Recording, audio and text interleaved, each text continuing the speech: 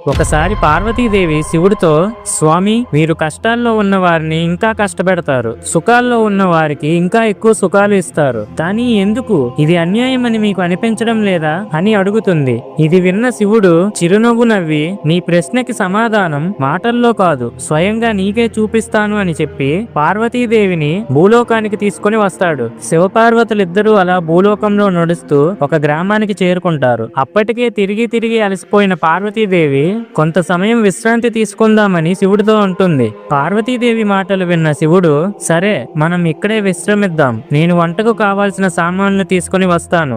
దేవి, నువ్వు వెళ్లి వంట పొయ్యికి కావలసిన 3 ఇటుకలను తీసుకుని రా అని పంపిస్తాడు. పార్వతీదేవి ఇటుకల కోసం వెతుకుతూ ఒక అందమైన ఇంటి దగ్గరకు వెళ్తుంది. కానీ ఆ ఇంటిని వదిలేసి ఆ పక్కనే ఉన్న పాడుబడిన ఇంట్లోని గోడ నుంచి 3 ఇటుకలను తీసుకుని శివుడి దగ్గరకు వస్తుంది. ఇటుకలను చేతుల్లో పట్టుకున్న పార్వతీదేవిని చూసి శివుడు చిరునవ్వు నవ్వుతాడు. పార్వతీదేవి, స్వామి, ఎందుకని అలా నవ్వుతున్నారు అని అడుగుతుంది. శివుడు, పార్వతి, నువ్వు ఈ ఇటుకలను ఎక్కడ నుండి తీసుకుని వచ్చావు అని అడగగా, దారిలో కనిపించిన పాడుబడిన ఇంట్లో నుంచి తీసుకుని వచ్చా స్వామి అని అంటుంది పార్వతి. దేవి, ఆ పక్కనే ఉన్న కొత్త ఇల్లు నీకు కనిపించలేదా? దాని నుంచి ఎందుకని ఇటుకలను తీసుకోలేదు అని అంటాడు శివుడు. స్వామి, ఆ ఇల్లు అందంగా ఉంది, దాని నుండి తీసుకోవాలంటే నా మనసు ఒప్పుకోలేదు అంటుంది పార్వతీదేవి. పార్వతీ మాటలు విన్న శివుడు, ఇదే నువ్వు అడిగిన ప్రశ్నకు సమాధానం. ఎవరైతే మంచి కర్మలతో జీవితాలను పరిశుభ్రంగా ఉంచుకుంటారో వారి సంతోషాలను చెడగొట్టడం నాకు ఇష్టం ఉండదు అని అంటాడు శివుడు. మీరు శివభక్తులు అయితే ఓం నమః శివాయ అని కామెంట్ చేయండి.